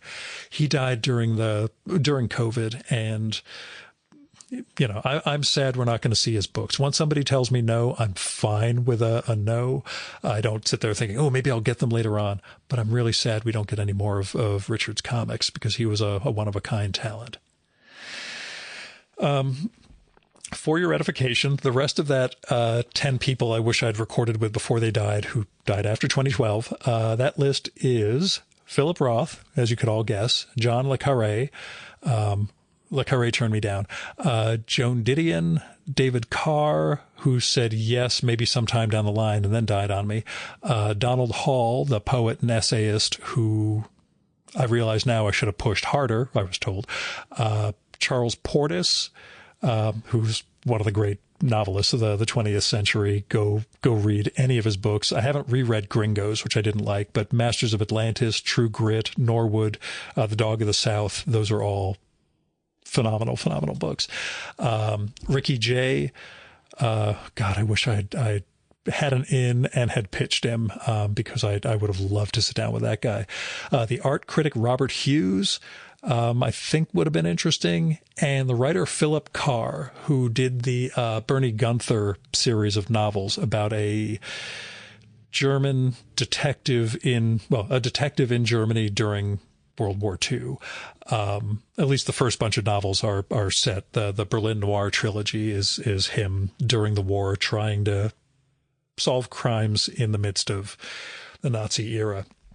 Anyway, those are my 10 guys, along with Richard Thompson, Richard Salla, who I wish I'd recorded with before they had died. Next, have you ever had to spike a podcast due to you not meshing with a guest when putting a microphone in front of them? If so, why and how many times? Okay, I'm not going to shit talk about anyone, but, well, first thing, there are times I thought the episode did not go well. Not in a really overt way, but just like, didn't have it. I didn't get enough out of this person. It just didn't mesh. Like the one with Dash Shaw last year, I really sincerely felt that. I felt it was me, not him. And I put that episode out with an apology at the beginning, a sort of caveat about that. And people fucking love that episode. So they felt they were really getting a lot of Dash. And I don't know. I just didn't think I got it, but the listeners are the judges here, and they really got a lot from that show. So, so sometimes that happens where I don't feel it worked, but I'm going to put them out there anyway. And because I'm not always the best judge of this stuff. Also, there have been a couple of people where the guest asked that the show not air. Very early on, there were a couple of guests who I didn't know how to manage a guest, and the guest would go like full grievance. They would just start going on and on about like weird esoteric shit in their own careers, and it just went nowhere, and I just never aired those. And those weren't this is early on. These weren't guests who had a project coming out, so it didn't submarine something they were working on. This was more still when Gil was feeling it out and finding friends and folks connected. But anyway, so a couple of those things happened. But yeah, there were several guests who, after the fact, asked me not to air those episodes. I did not air them. I will not shit talk about that here. One of them I was very peeved about because we went over 2.5 hours and had what I thought was a really good conversation. And then I was told the next day, please do not air that episode. And that person never responded when I asked why. I've never heard from them again. People have suggested I record with that person, and I've said to those people, please go to them and say, hey, you should talk with Gil Roth sometime and tell me what their reaction is, because I'm dying to find out. All of that said, the day I did that super long episode was also the day I met the running group. I did a 5K in my town right before heading into New York to do that show. And I met these two old men, 20 years older than me, which is old. And I found out they were the running group that a mutual pal of ours had been telling me about for a year, and joined them. And it changed the way I run, and it opened me up to some new friendships and stuff. So as shitty as the experience is of doing all that work and getting blown off for that podcast, the day itself turned out to be life-changing. So I'm looking at the positives on that one. There was another guest who, female cartoonist, who thought that an off-the-cuff comment I made was bad, misogynist, and terrible, when I was just alluding to the absolutely weird alien nature of this other cartoonist. And she just froze on me and wouldn't say anything the whole podcast, and told a mutual friend I was sexist and patronizing. And that too will never air. I won't say who that is unless we're hanging out sometime at a festival. There was also a guest who asked that I not air his episode. I did talk him off the ledge. In this case, this was the first interview he'd given about his book. It was his first book, and he was a non-native English speaker. And he felt that his answers were just off, that he was too loud or didn't respond the right way. And by the end of his press tour, he'd love to record again with me once he knew what his answers were and had everything down. I told him I thought he did fine. I edited the episode, sent it to him, not with an intro or anything, but just here's the body of the conversation. Please give it a listen and just let me know if you still feel that way. I understand. He listened. He realized he was overreacting, that it sounded a lot better than he felt after we'd recorded. And so he was okay with it. And that one turned out to get like a breakout response from listeners. Another one that I did not think was going to get a big listenership, but it too blew through the roof. So that was nice. Okay. Has your opinion about a podcast guest changed after you've talked to them? Alternately, have you recorded podcasts with guests whose work you admired but didn't like after meeting them? It's usually the case that I gain in appreciation after. Like, sometimes it's a guest who I'm like, kind of liked, kind of didn't, but the connection we make is enough to work better and to change my opinion of the work afterwards. I see more of their personality, understand how it informed the book, comic, whatever. It changes somewhat. But no, I'm not going to shit talk. There's no one who I came out of it thinking that person's a goddamn asshole. And none of that has ever really transpired in 13 years of doing the show.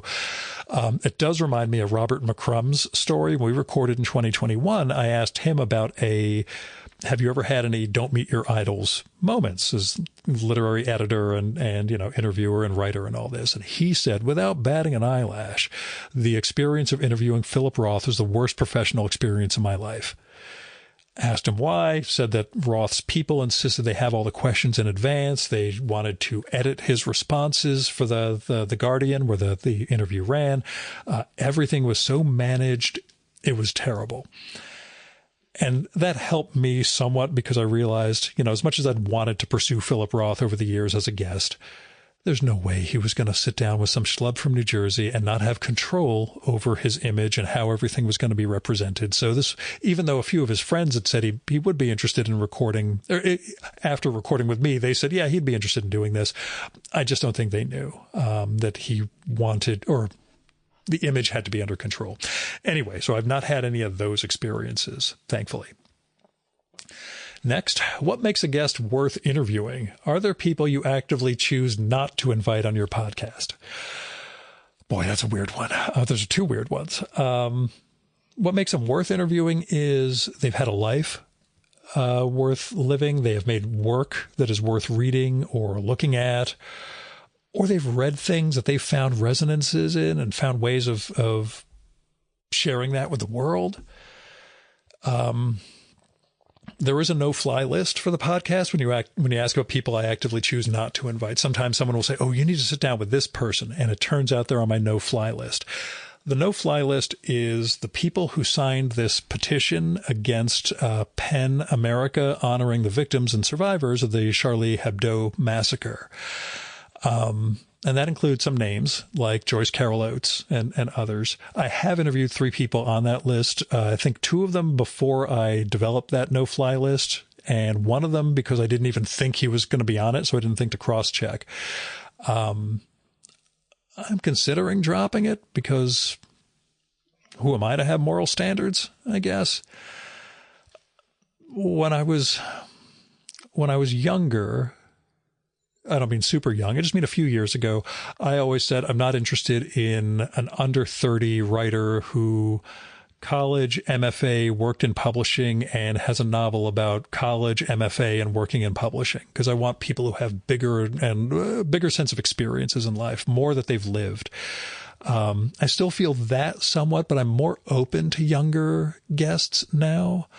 I did try to pitch I got a pitch about a book from some Instagram influencer who was adjacent enough to where I am that I said to the publicist, listen, if this person is interested, I will sit down with them for an hour of conversation. But, I suspect you guys are going to come back and say, yeah, we want somebody who's got 100 million, or 10,000 or whatever, audience, not, some schlub from New Jersey with this weird literary podcast. And that's exactly what happened. They didn't say that, but they said she wouldn't be available. But I did feel like I want to know more about that person. It was actually a book about quarter life crises. That's what it was.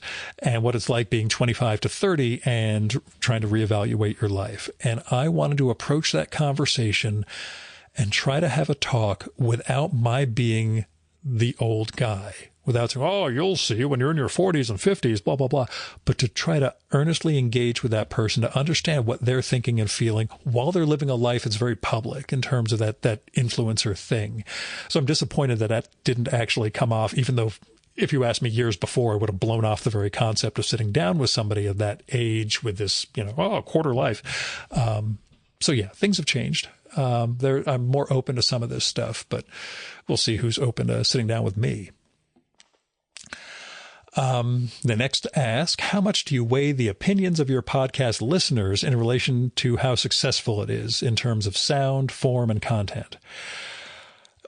I don't pay much attention to the negative stuff, even when people leave and it's usually on YouTube, angry YouTube comments that, they could hear me drinking water or coffee over the guest and it was very disturbing, blah, blah, blah. I always have the go make your own goddamn podcast. You control the sound and let me know how it goes. There are little things that I realized, boy, I wish I could have controlled X, Y, or Z as far as the sound environment better. But, I'm doing what I'm doing. I'm going to people's hotel rooms and offices and recording in New York. Sometimes I have to record outdoors with people and it's not always great. That said, when I get praise, of course, that's, I pay attention and tattoo all of that on my legs and arms and chest.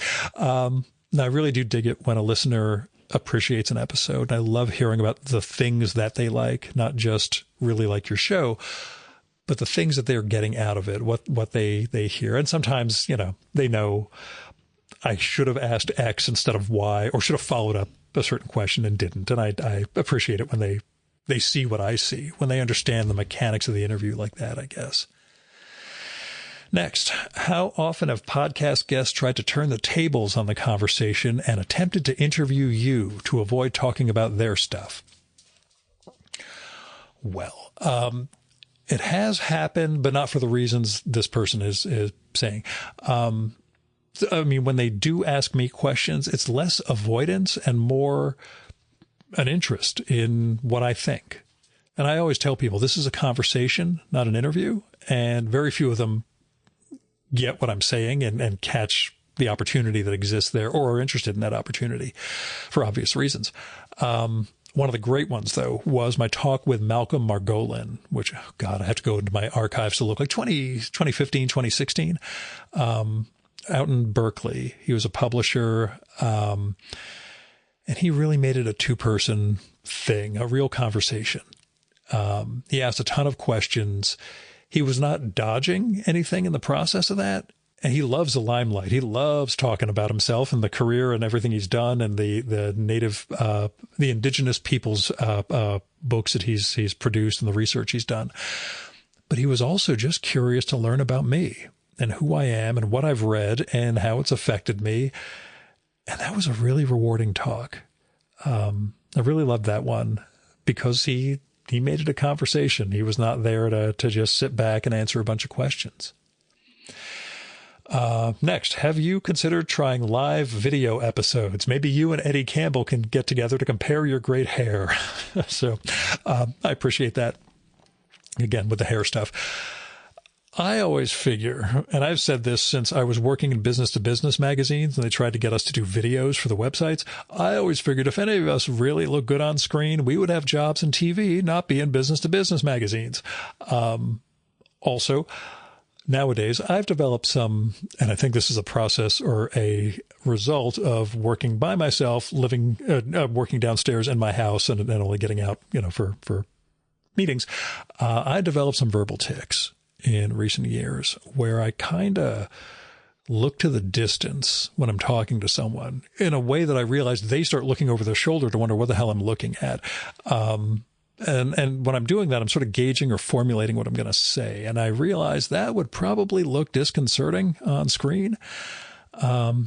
And doing remote ones on video, I don't really dig that. Like the ones I've seen, both parties are like split screen and one person's talking and the other one's sitting there looking dumb. And that sort of thing never appealed to me either. And I don't think live episodes matter because I don't think I have enough of a audience that would all make time at the same time to connect with me. Maybe I'll do like an Instagram live sometime and see if it attracts more than like me, but we'll see. Also, I should point out yesterday, I recorded a video podcast for one of my pharma clients. I thought it was going to be audio. I said, no, we want to do video. We're going to record it in Microsoft Teams. And so we did. I talked for about 40 minutes. And I was on fire. Like everything they asked about, I really had great responses about pharma policy, tariff, supply chains, all this stuff, long-term history, impact on R&D, all these things that impact my sector and the broader healthcare space. And they thanked me, and we talked for another 10 or 15 minutes after. And they wrote me about an hour and a half later to say the audio was totally messed up. They were getting it in these, fast and then slow and then grinding and glitchy sort of ways. And they asked if we could re-record it that afternoon. And I was not going to be able to hide my disdain and anger if I tried doing it again that afternoon. So we were going to reschedule for sometime after Labor Day. And this was the first in a video series they were going to do. So they now understand they really need to figure out the platform they're using, test it, trial, etc. Because it went well, and I'm kind of bummed. I should have hit the audio recorder on my side just so the audio track would have been saved. But I thought, they're doing it in Teams, they're recording everything, it'll be fine. But I was kind of bummed, and that was just yesterday. Last bunch of questions from one guy. Which actor would you cast to play you in a movie? Not to influence things, but I see Justin Kirk playing you. I don't know who Justin Kirk is. I have to look him up right now. But my response, I'm going to steal it from the guy who broke the... that guy does look like me. Justin Kirk is a good call. I'll go with that guy from the Wall Street Journal who broke the Elizabeth Holmes Theranos story, a guy named Careyu. I forget his first name. Anyway, he was asked when the story was getting adapted into movies and miniseries, who do you want to play you? And he said, the guy who plays Thor, I guess. So I'm going to stick with that. Or Jake Johansson, the comedian from the 1980s, who I look an awful lot alike back then. I'm hoping I don't look too much like him now. But that Justin Kirk is a really good call. My wife goes with the nurse from that TV show, The Pit, on HBO or on Max. He was always in the background, misses a couple of episodes, show up, but long face, short gray hair, thin but strong guy. Anyway, that's who she cites. I'm just blanking on his name. Person also asks, you don't often talk about TV. Are there any shows you're watching and liking? I don't talk about TV because I hate when people talk about what they're watching. I hate when I mention it because people flip the heck out and then tell me what I should be watching or that what I'm watching makes me worse than Hitler. So I tend to avoid talking about anything contemporary when it comes to TV. I did just mention The Pit, which I enjoyed. Don't consider it, high art. Consider it really competently done. A good 15 episode thing. Anyway, I will say since COVID, my wife and I started a trek through a bunch of old series, one episode a night. I'm not a binge, 5 episodes at a time guy. So we've done a whole lot of these over 5 years. One of our best experiences, I'll be honest, the Mary Tyler Moore Show, which you can scoff, but go to Hulu and start watching that.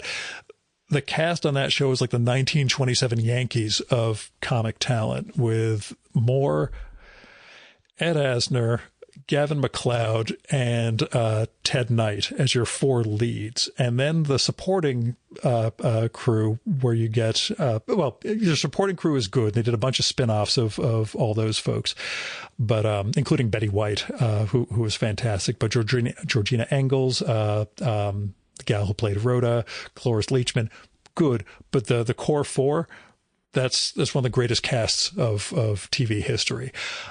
Ted Knight was so incredible, and it was really fun to watch the entire series all the way through. Barney Miller also is like theater. Very, very good show. We did MASH, which has its highs and lows, and decades and decades later watching it, it's like, well, those early ones were a lot funnier. They got kind of serious in a way that's no longer novel, the way it was great back when they were coming out. So didn't enjoy MASH as much, but you still watch all 11 seasons, whatever. Barney Miller, great casting throughout. There are a couple of missteps, but, good talent. A show that painted New York as an apocalyptic hellscape back in the 70s, which I guess kind of was, but almost all of it takes place just in 2 rooms, in the main precinct squad room and Barney's office. Like early on, they tried doing Barney domestically, tried doing shots at home. None of that mattered. After a while, they realized it was a theater set, and it was all about these players and the different people who intersect with their lives. And there are so many great plots that come and go, and the various characters who come in and their stories. It's really incredible. One of the ones that I love to cite, and I didn't remember from when I was a little kid, everybody remembers Abe Vigoda was on Barney Miller. He played Fish, this older detective who was retirement age. And when you look up Fish on IMDb, he was actually younger than I am now at 54 when he was playing a man in his 60s getting ready to retire. But whatever, that's people live differently back then. When Fish's compulsory retirement is coming up, he starts denying reality. He just starts showing up to the office every day and pretending it's not happening and just keeps going and going. And then Barney calls him into his office and really tries to get him to admit the reality that his time there is done. And Abe Vigoda does this monologue about everything, about his career and about all the other cops he worked with and the city and what it means to be cast aside after. And he's going and going and building in rage about what this job means to him. And then there's this moment, and I think it's all a single take, but then there's this moment where his voice just cracks a little. And that's the instant that he admits the reality of it, that he's done. And that he's gone. And he goes. And he reappears. He shows up in the show again as a drop-in every so often. But that monologue and that acting in the middle of a sitcom in the 70s just blew my mind. So anyway, watch old TV. I don't know. I enjoy it. We have caught up on more recent-ish stuff like Modern Family, which incredible casting. Everybody Loves Raymond, very narrow group. Took some work for some of those episodes, but, they understood what they were doing and they did it really well. News Radio, which is very strange, although I do have a weird Jimmy James, Stephen Root story to tell about the workplace. Not here. We're subjecting ourselves to Scrubs right now, which is up and down, but weirdly, medical people contend that was the most accurate portrayal of working in a hospital that they've ever seen on TV. So whatever. There have been other ones. We did Justified for the first time, which enjoy the hell out of. Haven't done the follow-up series yet. But anyway, the more I talk about TV, the more people will have reason to think I'm worse than Hitler. Oh, we do always have a Frasier rerun going at some point in the evening because, it's Frasier. And I do want to put one plug in for sneaky great shows of recent years, because no one's going to tell me I'm dumb or bad for liking this. It's on HBO Max, a show called South Side about, it ostensibly is about these two guys who work in a rent-to-own store in a poor neighborhood in the south side of Chicago. But their job is to repossess stuff that the renters are not keeping up on their payments on. But it really gets away from just the two of them and becomes this whole portrait of this insane, messed up, hysterically funny community that they belong to. All the different people in their lives, the cops, the other guys in the store, the people who are coming in to buy stuff, various hangers-on and friends. Over the third season's a disaster. The first two seasons, though, weirdly, this will sound absolutely bizarre because it's a screwball comedy, but it reminded me of The Leopard, that Giuseppe de Lampedusa novel that I always talk about, just in terms of these people creating the show trusted the world that they were building and that you could enter into it. Oh, Reservation Dogs also. That's hands down one of the best things I've ever seen on TV. Closest thing I've ever seen to Love and Rockets in terms of the spirit, not in terms of anything specific about Latinos in a barrio, or Gilbert Hernandez's stranger flights of storytelling, but in the spirit of what Love and Rockets is about. Reservation Dogs also brings you into a world where everybody understands the vernacular and you might not. And you start to understand what relationships are like and how their relationship to the world is different than yours and how they grow and change within that. So South Side, hysterically funny. Reservation Dogs, very funny, but also a really, really good show about a culture I knew absolutely nothing about. So one obvious pick and one weird pick. So there you go. Next question. If you could have a superpower, what would it be and why? The ability to breathe soup, because I watched David Letterman way too much when I was young. Second to last question. It's a weird one. Quentin Tarantino made the movie Pulp Fiction. If you could write a movie called Nonfiction, what would it be about? That's a very weird question. Nonfiction. My immediate idea impulse around that was the story of a fact checker who's a pathological liar. I thought of other stuff, more conceptually, the fiction of annihilation, the non-fiction. I thought about Galaxy Quest, about the alien race that never developed storytelling or lies. So to them, this Galaxy Quest Star Trek knockoff TV show were historical documents and not, not a TV show.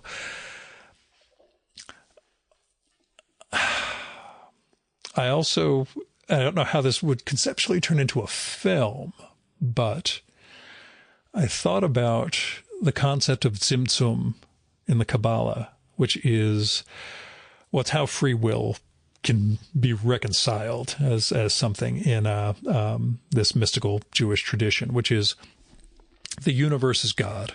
God is everything. How do you have free will if God is permeating the entirety of the world? How do you have evil in a world where there's a good God who literally is the substance of the universe? How you get that from the principle of Tzimtzum is there is a bubble within the universe, and that bubble is our universe, and that bubble is the absence of God. So the universe, what surrounds what we live in, beyond the perimeter of it all, is God's essence. But within, we're given this, the bottle city of Kandor, or, pocket universe, whatever you want to call it, where we can have free will, where people can commit evil despite the existence of at the time, a good God. My question, the conceptual weirdness for me was, is fiction the broader universe and nonfiction the bubble within, or vice versa? Anyway, how that would connect to a movie construct, I have no goddamn idea. I'm more of a concept person as that stuff goes. Anyway, so that is nonfiction. Right now I'm thinking of the book I'm reading in the mornings along with my journaling and postcard is a small essay collection by the philosopher Simon Critchley called I Want to Die, I Hate My Life, which is about tragedy and Beckett and nihilism. And early on in his chapter on Racine and Phèdre, he writes about Heidegger and the nature of facticity, that way that the facticity of the world rivets us to it, that keeps us from, well, there is no freedom. There is nothing beyond the thrownness that we have, that we need to transcend in some ways, and that transcendence is impossible, and it's whether the impossibility of living is superseded by the impossibility of death. For Phèdre, the character, she has committed a terrible sin, and her problem is her father is one of the judges in the afterlife. So even if she commits suicide to get out of the world in which she lives, she knows she'll only be entering something worse. So how one lives in that languor is the theme that Simon writes about in that respect. And that facticity of Heidegger's conception of the soul and of living is what I think about in relation to what nonfiction would be as a movie. Suffice to say, I do not have a good answer to this one, so we're going to go back to a fact checker who compulsively lies, okay? Final question.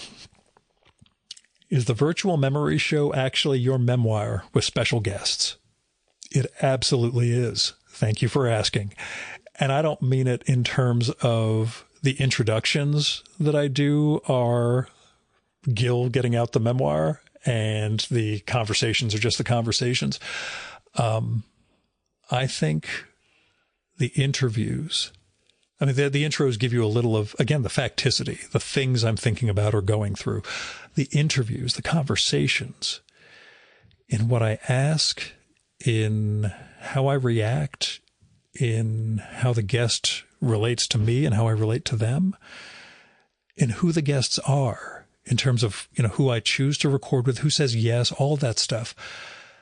I think all of that is we'll say, hidden record of who I am, or maybe of who I aspire to be,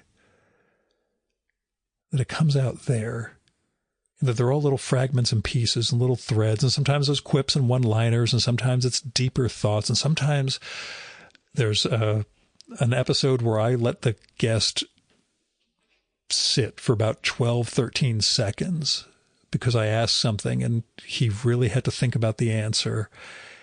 And I knew there were two significant ways this question could have gone, and one of them would have been him admitting something about his life that had never explicitly talked about. And even in that silence, I think that reveals something about me too. At the same time, it's revealing the torment that person was going through. So yeah, I mean, the intros help, but like I was saying with that Ben Modell episode, there's so much under the surface. I've composed a picture and then shattered it and spread it across all of these episodes. And I know no one is going to have the time or the bandwidth to assemble it all, but it's all there. And anyway, that's the last one. I want to thank you guys for listening. If you made it through this far, I'm impressed. I want to thank you for all the questions, all of you guys who sent them in. I know I didn't name anyone, but thank you for sending in questions, and thank you for supporting the show. Thank you for giving me a meaning for what I do, because this isn't just me. This is me and you and the guests and everybody else. So thanks very much.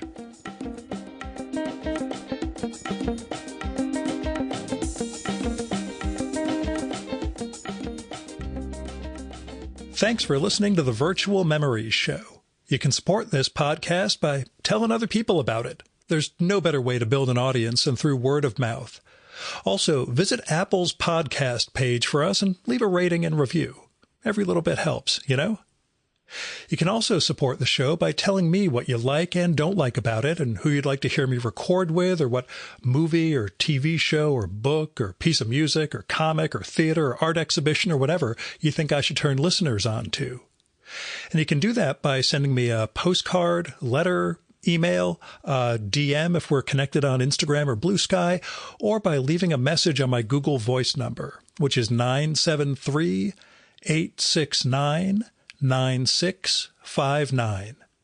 Messages can be up to 3 minutes long. It'll cut you off after that, so call back and leave another message if you do.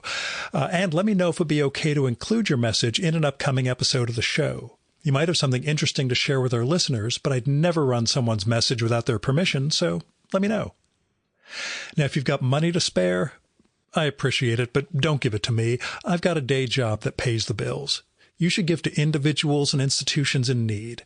You can find people through GoFundMe, Patreon, Kickstarter, Crowdfunder, Indiegogo, all those crowdfunding platforms, where you'll find people who really need help just trying to make ends meet or get an artistic project going, covering medical bills or car payments or veterinary bills, and just a few dollars from you might make a real difference in their lives.